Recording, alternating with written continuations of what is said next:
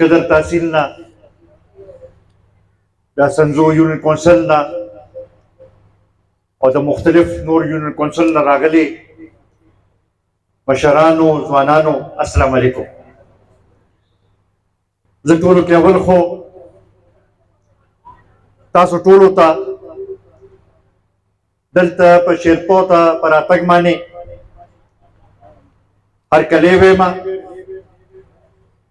او ستاسو شکریه م ادا کوم چې په دې کار خیر کې تاسو مونږ سره شریک شوئ. زه د جرګې کوم ممبران چې وو طارق خان، مفتی حمیدالله جان صاحب،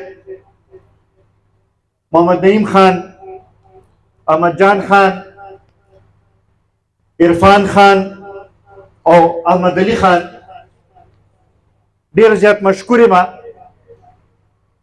چې هغوی راپاڅېدل او په دې جوړه کې یو کردار ادا کو. تاسو ټولو ته پته ده چې دا سلسله د ډېرې مودې نه را روانه وه او په دې کې دواړه فریقین کاغا ابراهیم حاجي صاحب دي او عنایت الرحمن خان دي او کاغا ډاکټر صاحب دي او کاغا وقاص خان دي د دوی دا سلسله او دا تنازع ډېرې مودې نه وه. نن دا موږ لپاره د خوشحالۍ خبره ده چې د دوی هغه تنازع ختمه شوه، هغه دشمني په دوستۍ کې بدله شوه او دوی زموږ ټولو مخامخ کم حلف چې اوچت کو. موږ الله تعالی ته دا دعا کوو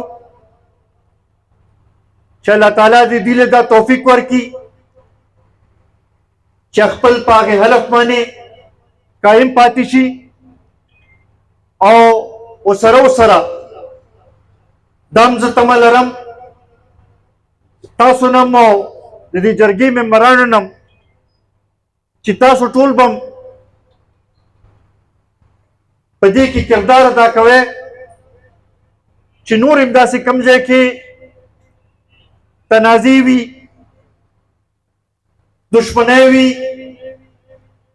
په هغې کې به کردار ادا کوو مشترکه طور باندې او کوشش به دا کوو چې داسې کومې مسلې وي چې هغه ختمې شي.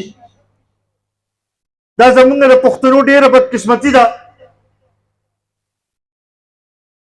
چې ورکوټې خبرو نه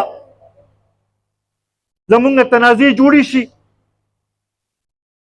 او هغه بیا د لوی دشمنو شکل اختیار کی. مونږ ته زموږ مذهب هم دا تعلیم راکوي چې مسلمان ته پکار دی چې هغه که د دوو کسانو په منځ کې تنازع وي نو هغې کې یو د ثالث کردار ادا کړي. دغه شانتې پکار دا ده چې مونږ راپاسو دا کردار ادا کړو. زه د جرګې ممبرانو یو ځل بیا شکریه ادا کوم. ما ته پته ده چې ډېر سخت کار و او ډېرې مودې نه دوی پکې کوششونه کړي. ما هم دواړو کوم چې د جرګې دواړو سایډو نه خلک وو دواړو سره به رابطه ساتله او زموږ هم دا خواهش و تعالی نن هغه ورځ راوستله، هغه بختوره ورځ راوستله.